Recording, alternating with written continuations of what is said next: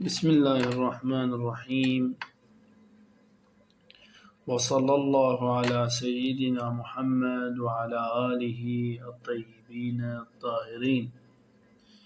اللهم صل على محمد وآل محمد، واللعنة الدائمة على أعدائهم أجمعين إلى قيام يوم الدين. اللهم عجل لوليك الفرج واجعلنا من أنصاره وأشياعه. السلام عليكم ورحمة الله وبركاته. تقدم في المباحثة السابقة تعريف العلم، وقسمنا العلم إلى قسمين: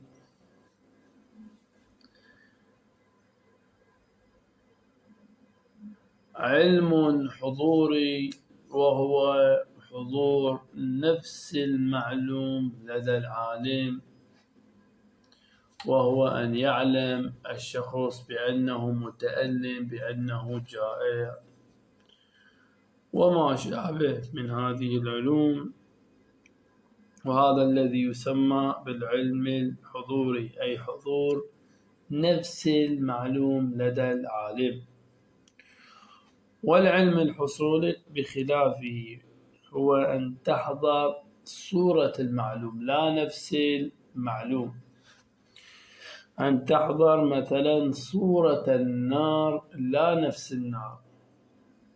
أنا عندما أقول وعندما أعلم بالنار يعني شنو؟ يعني أنا صورة النار حاضرة في ذهني، فهذا هو العلم الحصولي. وقدمنا له بمقدمة بالوجود الخارجي والوجود الذهني، ثم أعطينا 3 فروق بين العلم الحضوري والعلم الحصولي. ثم عرفنا العلم بأنه حضور صورة الشيء عند العقل أو انطباع الصورة في العقل. وبعدما وضحنا المراد قلنا بأن علم المنطق يعتمد على العلم الحصولي. في العلم الحصولي هو العلم المعتمد عليه في علم المنطق، لا العلم الحضوري. هذا ما تقدم في المباحثة السابقة. في هذه المباحثة سوف نقسم العلم الحصولي. كل الكلام عن العلم الحصولي. العلم الحضوري انتهينا منه، لأن قلنا بأن علم المنطق هو الذي يعتمد على العلم الحصولي لا العلم الحضوري. وأعطينا لماذا يعتمد على العلم الحصولي بدل العلم الحضوري في المباحثة السابقة. إذن في هذه المباحثة سوف نقسم العلم الحصولي إلى قسمين: القسم الأول التصور، القسم الثاني التصديق. إذن التصور والتصديق هذان القسمان للعلم الحصولي. جيد. وأول من قسم هذا التقسيم، من هو الذي قسم هذا التقسيم؟ قسم العلم الحصولي إلى تصور وتصديق هو المعلم الثاني أبو نصر الفارابي، وليس المعلم الأول وهو أرسطو طاليس، بل المعلم الثاني أبو نصر الفارابي هو الذي قسم هذا التقسيم، قسم العلم الحصولي إلى علم حصولي تصور وإلى علم حصولي تصديق.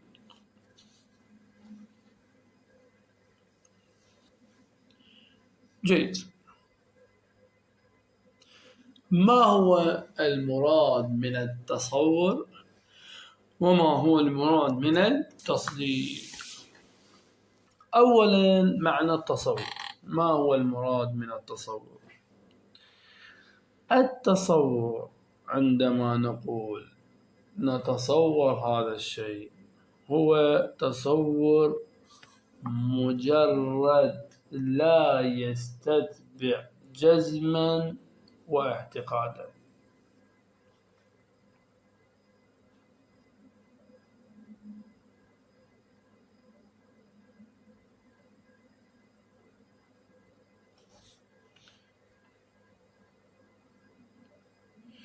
مثلا تتصور القلم، تتصور صورة القلم فقط تحضر صورة القلم في ذهنك، لا تعتقد أنه موجود أو غير موجود. أنت ما ناظر لهذه النقطة أنه هذا القلم موجود بالفعل، هذا القلم الذي حضرت صورته في ذهني، هل هذا القلم موجود أو لا؟ فأنت غير ناظر لهذه النقطة.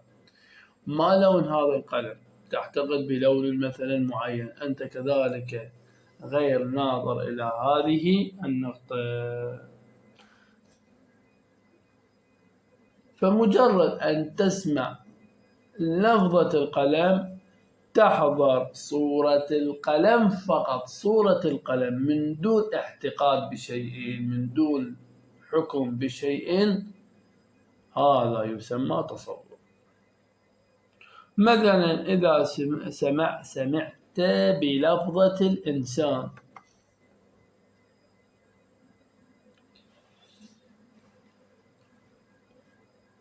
مجرد سمعك إلى لفظة الإنسان يتبادر لك معنى الإنسان، فقط يتبادر لك معنى الإنسان، مع قطع النظر عن أنه موجود أو عن أنه معدوم هذا الإنسان، أو أنه قائم أو أنه غير قائم. فلا يوجد فيه جزم ولا حكم على شيء، فقط أن تحضر صورة الشيء عندك، تحكم بشيء لا، تعتقد بشيء لا.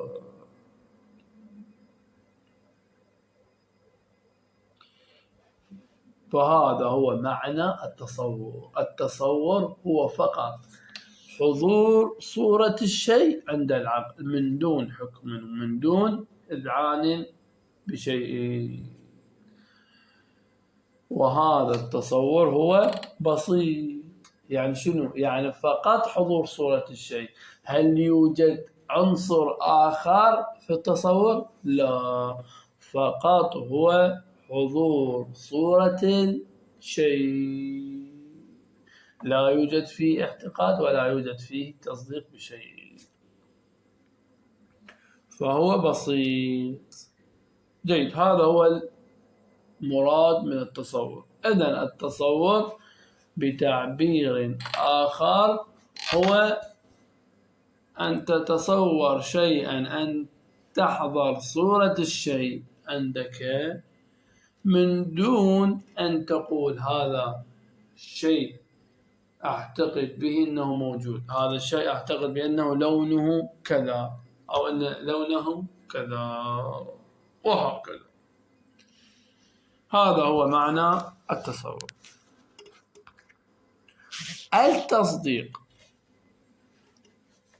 التصديق هو إدراك هو هم كذلك حضور صورة الشيء، لابد أن تحضر صورة الشيء في ذهنك، لكن يستلزم حكما وجزما. مثلا يقول لك شخص زيد قائم،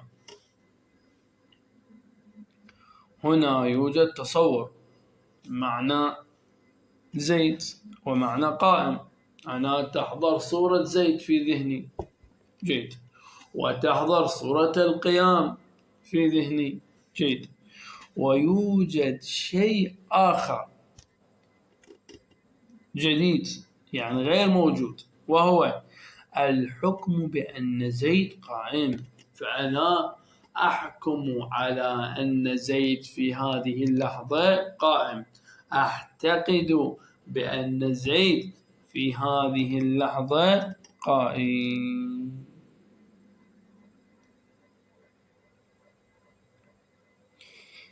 فأنا حكمت بنسبة القيام وبثبوت نسبة القيام إلى زيد.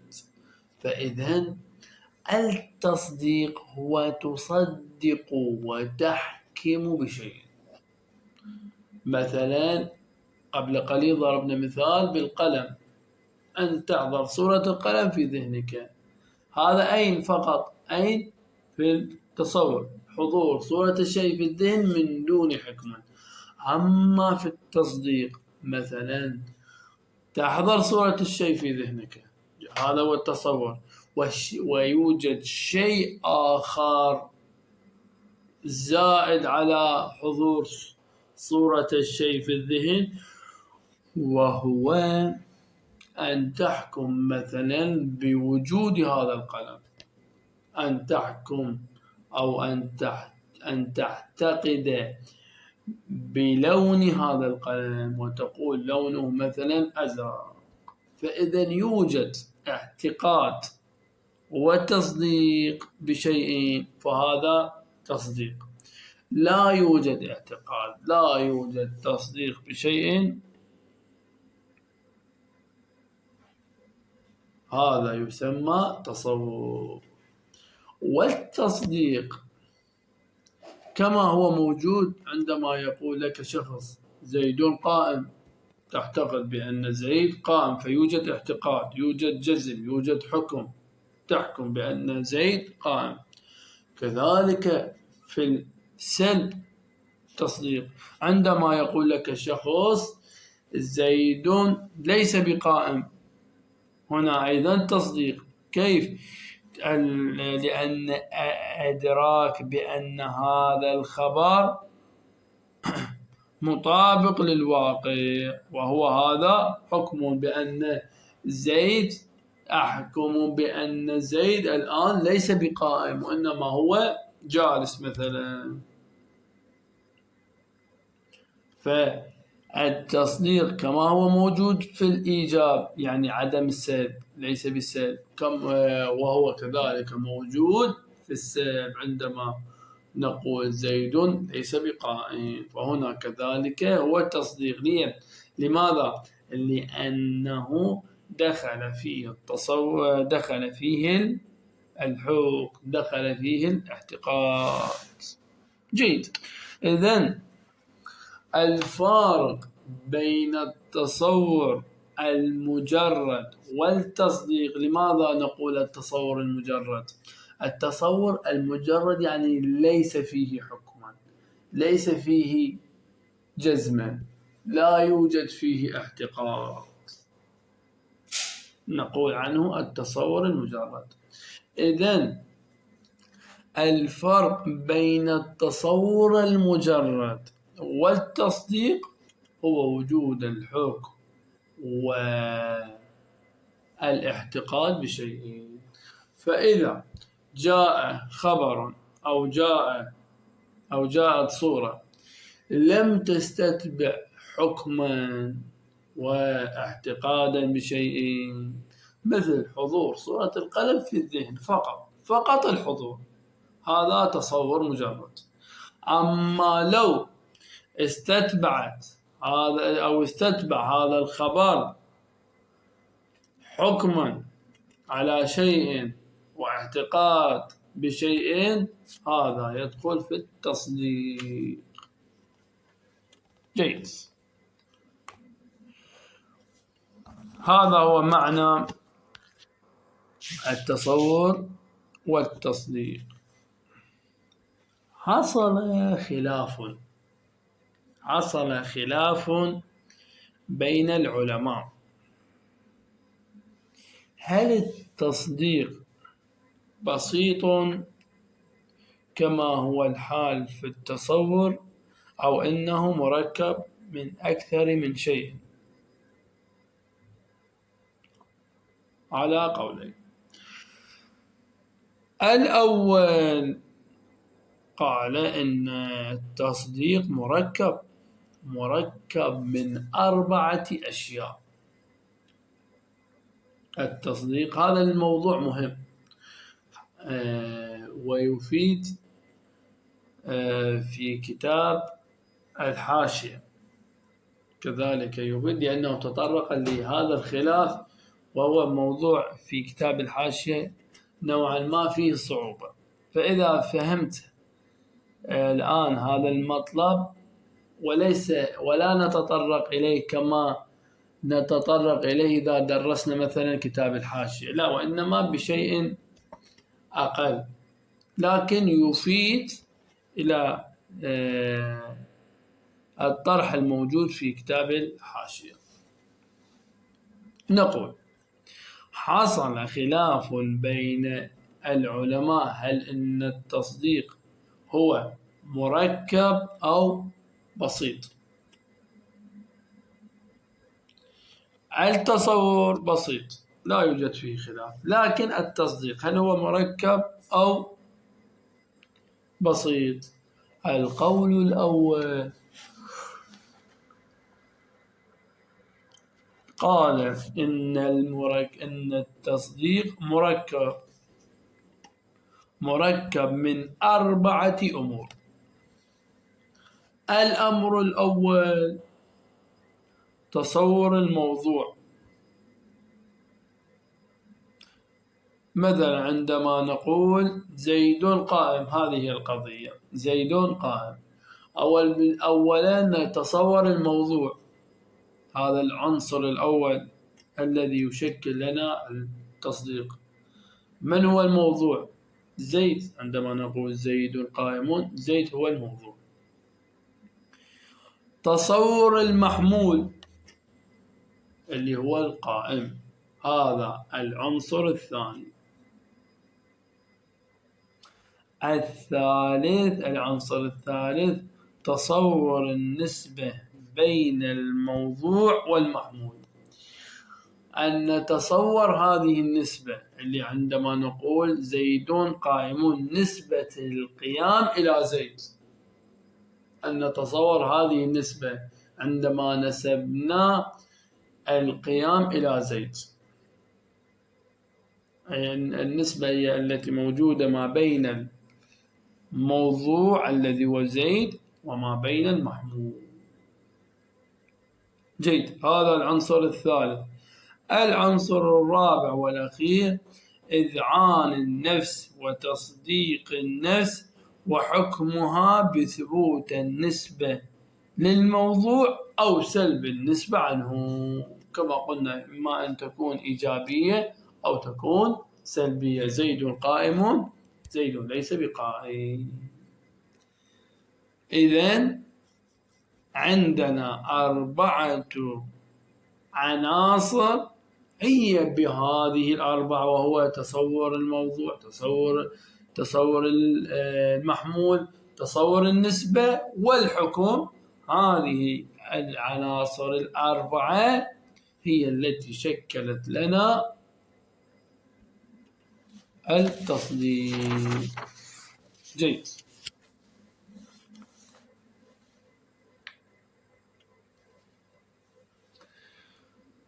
وهذا هو قول الفخر الرازي. الفخر الرازي قال بأن التصديق هو مركب من هذه العناصر الأربعة أو من هذه الأمور الأربعة. هذا القول الأول. القول الثاني قال إن التصديق بسيط وليس مركب. جيد. بسيط يعني شنو؟ يعني متكون من شيء واحد، لا من 4 أشياء، بل هو متكون من شيء واحد. ما هو هذا الشيء الواحد الذي تكون منه التصديق؟ قال التصديق بسيط والتصديق ليس هو إلا إذعان بالحكم فقط. عندما نذعن ونعتقد بالحكم،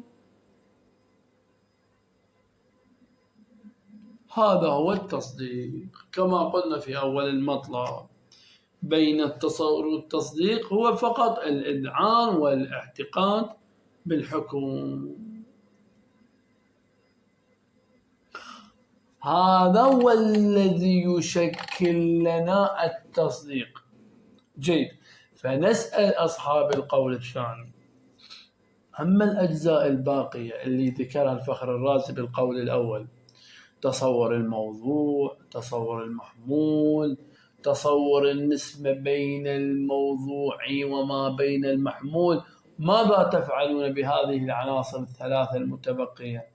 يعني أنتم يا أصحاب القول الثاني أخذتم العنصر الرابع بالقول الأول فقط، اللي هو إذعان النفس وحكم النفس، إما بالإيجاب زيد قائم، وإما بالسلب زيد ليس بقائم. لكن تركتم العناصر الثلاثة المتبقية، هي وتصور الموضوع، تصور المحمول، تصور النسبة ما بين الموضوع وما بين المحمول.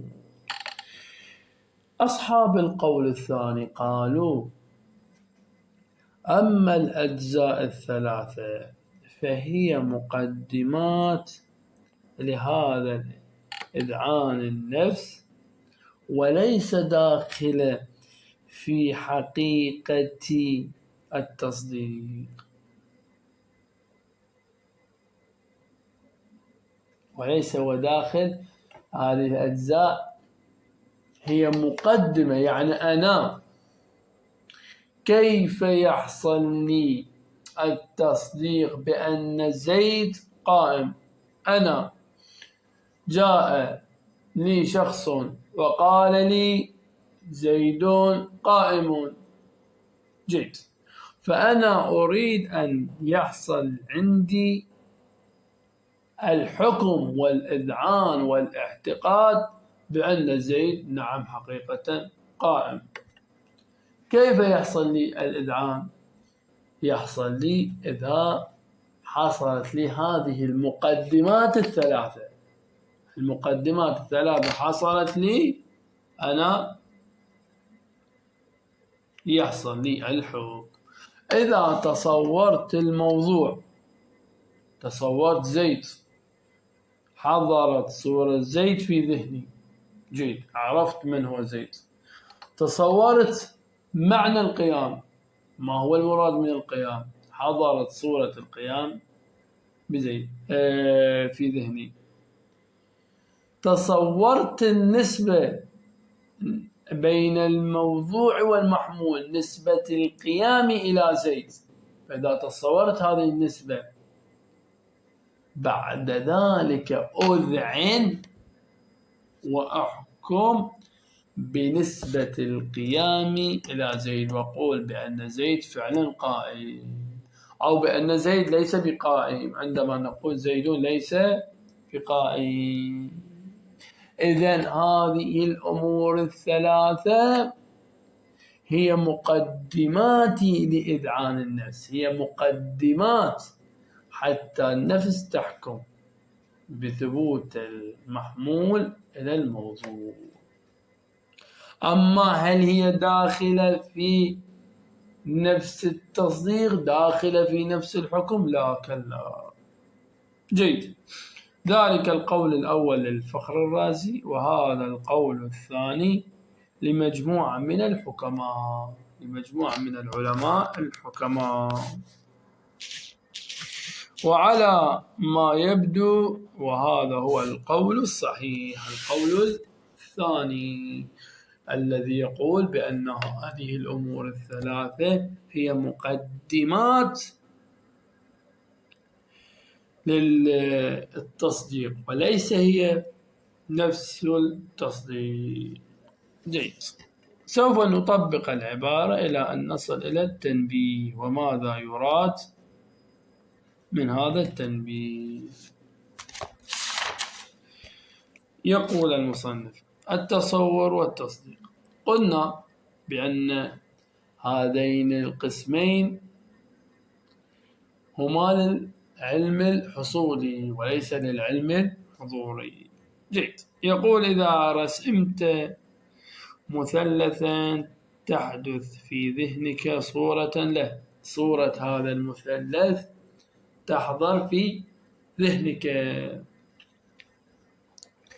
هي علمك بهذا المثلث. هذه الصورة هي تمثل العلم لهذا المثلث أو بهذا المثلث، ويسمى هذا العلم بالتصور. لماذا؟ لأن تصورت هذا المثلث وحضرت صورته في ذهنك. جيد.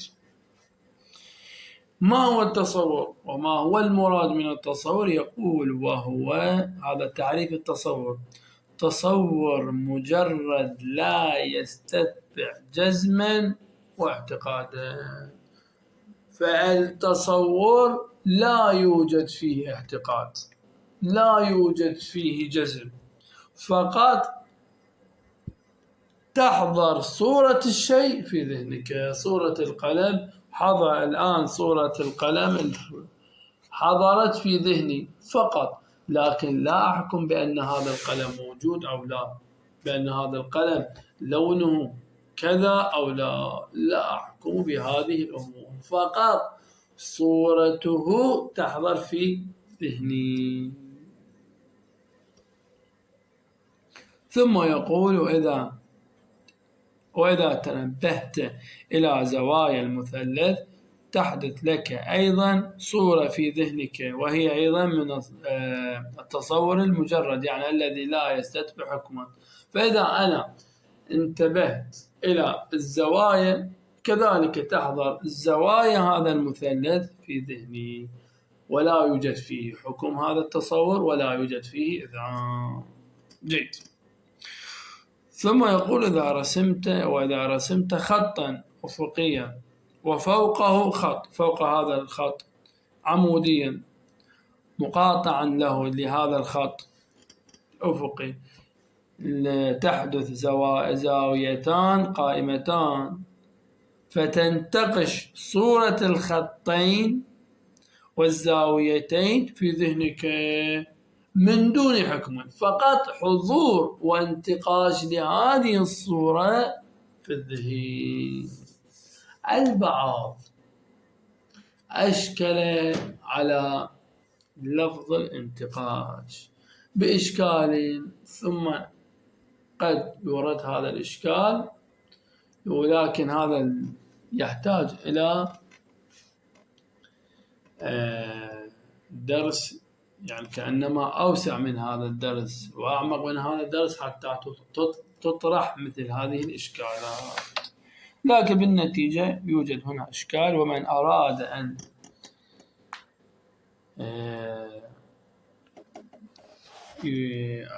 أن يقرأ الإشكال عليه بشروح كتاب المنطق.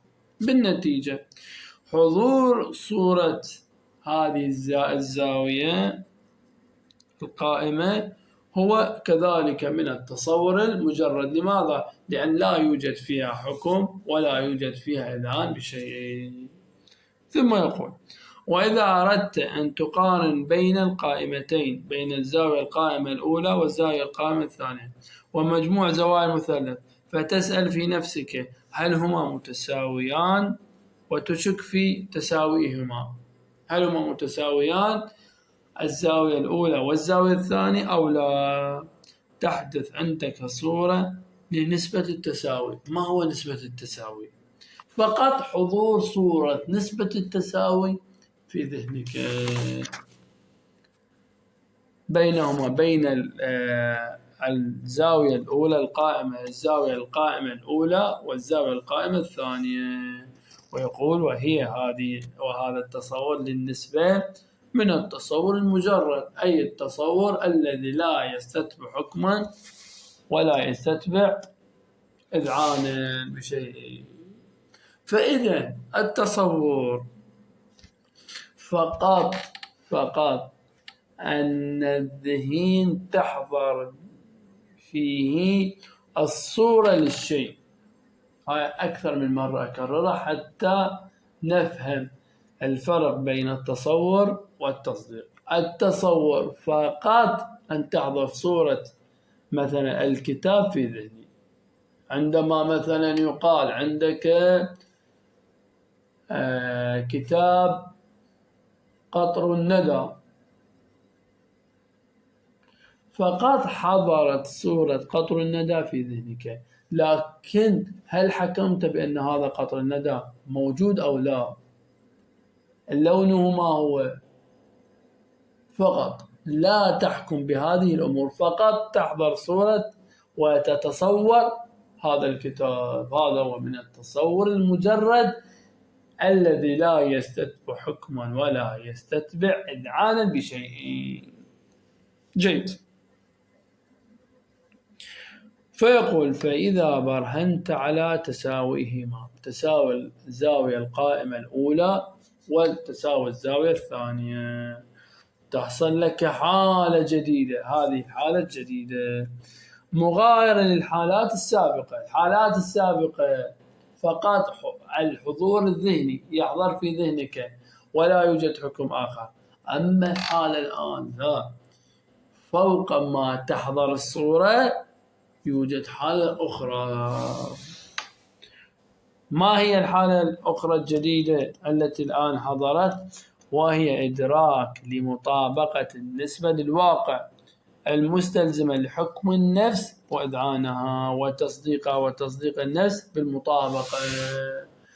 عندما برهنت على أن الزاوية الأولى والزاوية الثانية مثلا متساويان،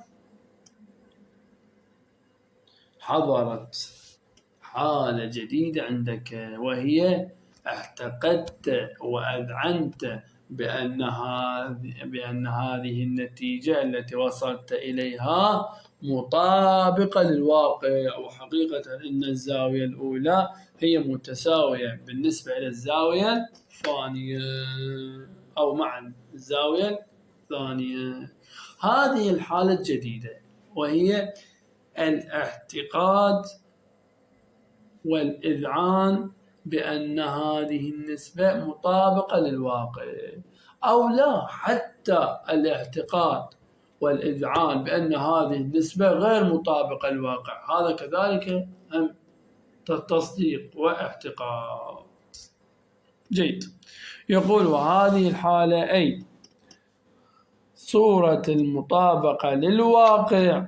اكتب صورة المطابقة للواقع وغير مطابقة للواقع، يعني مو فقط التصديق هو المطابقة للواقع، لا، قد يكون التصديق أنا أذعن وأعتقد بأن هذا الشيء غير مطابق للواقع. مثلا عندما أسمع بصورة الغول أو بلفظ الغول عفوا، تحضر صورة الغول في ذهني، هذا الطائر الخرافي العجيب الذي ليس له وجود في الخارج، فأنا حكمت بأنه ليس له وجود في الخارج، فإذن ليس له مطابقة في الواقع، لا يوجد له حقيقة في الواقع.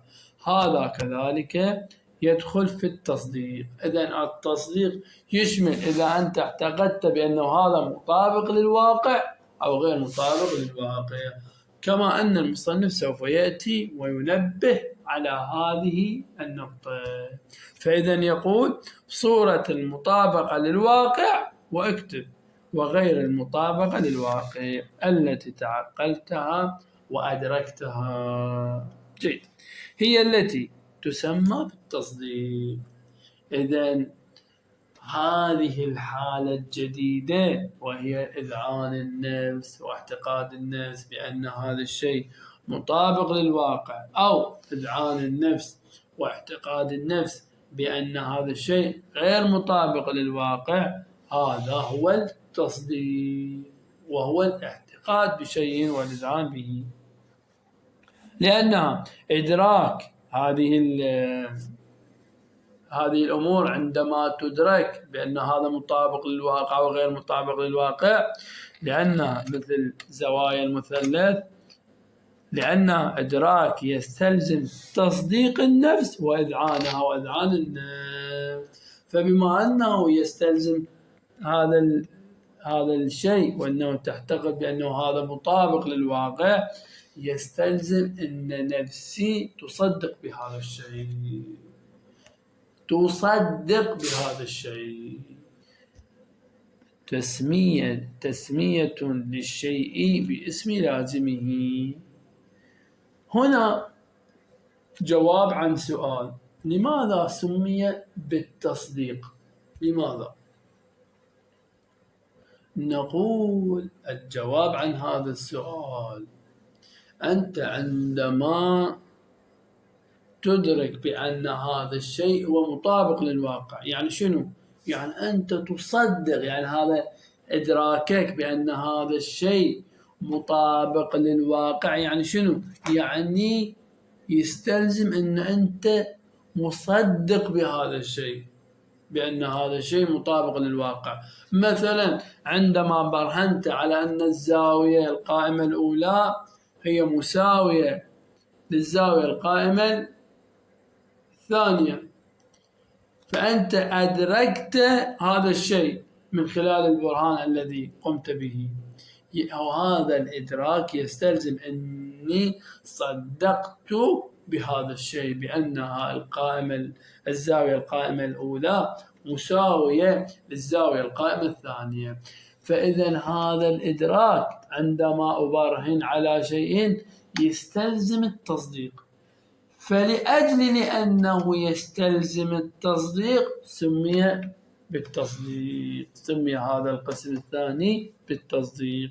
تسمية الشيء باسم لازمه، ما يلتزم منه، وهو أن النفس تصدق به. ولهذا قال تسمية للشيء باسم لازمه. إنه لماذا سمي هذا التصديق بلفظ التصديق؟ لأنه يستلزم تصديق النفس الذي لا ينفك عنه، الذي التصديق لا ينفك عن الإدراك، هذا الإدراك الذي يستلزم تصديق النفس وإذعان النفس. جيد. يقول: إذن إدراك زوايا المثلث وإدراك الزاويتين القائمتين وإدراك نسبة التساوي بينهما كلها تصورات مجردة. لماذا؟ لأنه فقط إدراك. يعني شنو إدراك؟ يعني فقط حضور صورة الزاوية في ذهني، حضور معنى التساوي في ذهني. أما هل يوجد حكم؟ لا، فقط إدراك.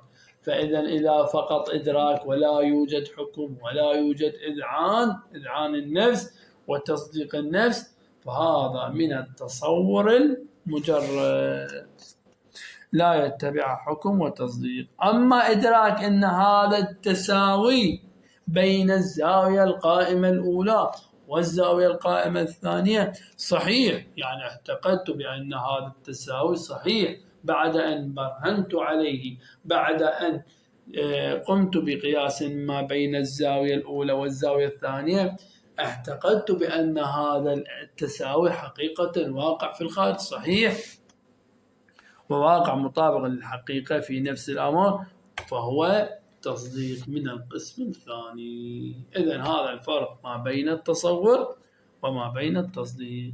يقول كذلك إذا أدركت أن النسبة في الخبر غير مطابقة للواقع، مثلا قيل لك بأن زيد قائم، لكن بعدما أن رأيت زيد رأيته جالسا، فتدرك بأن هذه النسبة وهي نسبة القيام إلى زيد غير مطابقة للواقع، بل أن زيد ليس بقائم. هذا كذلك من التصديق كما قلنا إليكم، والآن المصنف ينبه عليه. يقول كذلك إذا أدركت أن النسبة في الخبر مثلا زيد قائم غير مطابقة للواقع، رأيت زيدا جالسا، فهذا إدراك تصديقا كذلك يدخل في التصديق. إذن التصديق سواء أنت أدركت بأن هذا الخبر مطابق للواقع، أو سواء أنت أدركت وحكمت بأن هذا الخبر غير مطابق للواقع، لأن المهم في التصديق هو إذعان النفس وتصديقها بشيء. أما هل هو مطابق للواقع أو غير مطابق للواقع، هذا لا يهم، سواء كان أنت حكمت بأنه مطابق للواقع أو حكمت بأنه غير مطابق للواقع، فهذا يدخل في التصديق. جيد. الآن المصنف ينبه ويأتي بتنبيه. عقد المصنف هذا التنبيه لبيان نوع العلاقة بين جملة من الألفاظ التي تقدمت، ألفاظ أتى بها المصنف التي تقدمت، وهي التصور والإدراك والعلم، أي التصور المطلق. والمراد من العلم الحصولي لا الحضوري. يعني المصنف سوف يتكلم في هذه الألفاظ، وهو التصور والإدراك والعلم. جيد. والمعنى لهذه الأمور الثلاثة هي معنى واحد، يعني الإدراك أو التصور والإدراك والعلم، هذه الأمور الثلاثة كلها لها معنى واحد. ما هو هذا المعنى الواحد؟ هو حضور صورة الأشياء عند العقل، سواء كان التصور كذلك أن تحضر صورة الشيء عند العقل لكن من غير حكم. العلم أو الإدراك أن تدرك هذا الشيء، كذلك حضور صورة الشيء في الذهن. العلم بعد كذلك عرفناه بأنه هو حضور صورة الشيء في الذهن. وهذه الألفاظ مترادفة، يعني مثل الأسد والليث والغنفر، فهذه الأسد والليث مثلا هذان لفظان يدلان على معنى واحد، وهو هذا الأسد الحيوان المفترس. فكذلك هذه الألفاظ الثلاثة التصور والإدراك والعلم ألفاظ تدل على معنى واحد، وهو العلم الحصولي، وهو العلم الذي قلنا به هو حضور صورة الشيء عند العقيل أو في العقيل كما عرفه المصنف.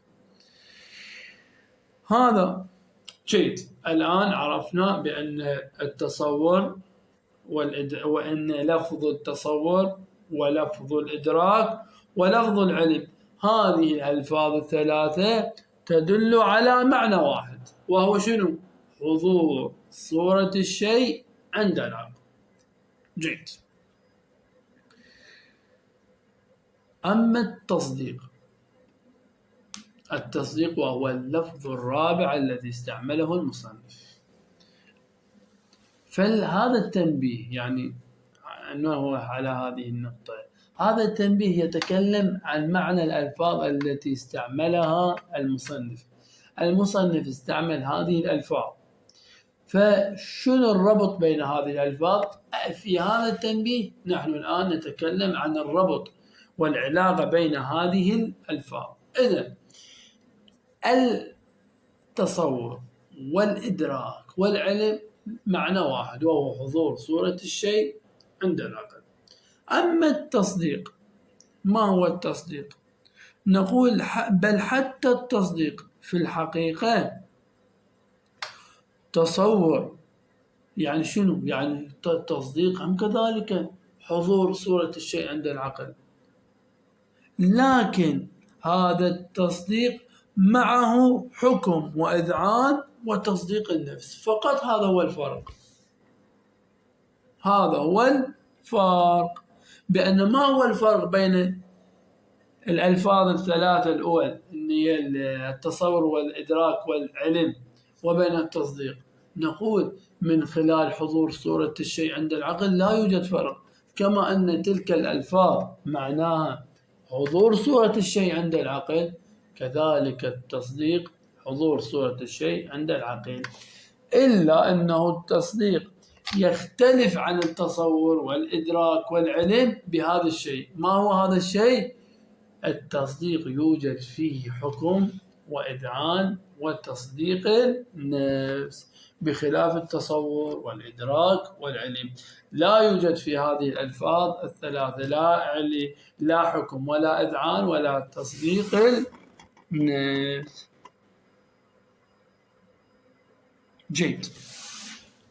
فإذا كان التصديق، هذا سؤال يطرح، إذا كان التصديق هو كذلك حضور صورة الشيء عند العقل، يعني من خلال هذه النقطة لا يوجد فرق بين التصديق والتصور، كما أن التصور حضور صورة الشيء عند العقل، التصديق كذلك حضور صورة الشيء عند العقل، إلا أنه يوجد حكم وإذعان. زين، السؤال يطرح: لماذا إذا كان هكذا الأمر لماذا سمي تصديقا لا تصورا؟ الحمد لله. لماذا القسم الثاني سمي بالتصديق، لماذا لم يسمى بالتصور؟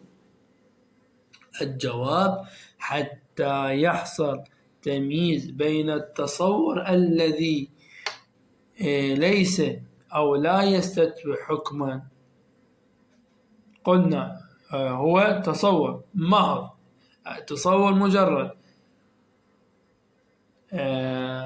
فلهذا سمي تصور فقط. لماذا؟ لأنه لا يوجد فيه حكم. وأما التصديق لأنه المستتبع للحكم والتصديق النفس، أي يستلزم تصديق النفس، فسمي بالتصديق تسمية الشيء باسم لازمه، كما قلنا قبل قليل وشرحنا هذه الجملة. فحتى نفرق بين التصور المستتبع للحكم وبين التصور المجرد الذي لا يستتبع للحكم، أبقينا الأول على لفظ التصور لأنه تصور مجرد لا يستتبع حكم، والثاني قلنا له أنت اسمك تصديق. لماذا؟ لأنك تستلزم تصديق الناس، تسمية الشيء باسم لازمه. جيد. فإذا لأجل التمييز سمينا الأول تصور فقط وسمينا الثاني تصديق، حتى نفرق بين التصور المستتبع للحكم والتصور الذي لا يستتبع الحكم. جيد.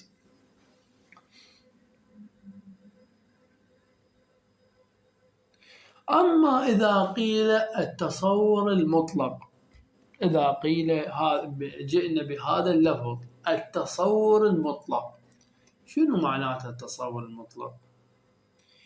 معنى التصور المطلق. هسه عرفنا معنى التصور، عرفنا معنى الإدراك والعلم، وكذلك عرفنا معنى التصديق. هذه الألفاظ الأربعة. اللفظ الخامس التصور المطلق. شنو يعني التصور المطلق؟ هذا اللفظ التصور المطلق. التصور المطلق هو أعم من أن يستتبع حكما أو لا. يعني عندما يقال هذا التصور المطلق يعني غير منظور به، سواء كان مستتبعا لحكما أو غير مستتبع لحكما، يعني غير منظور لهذه الجهة.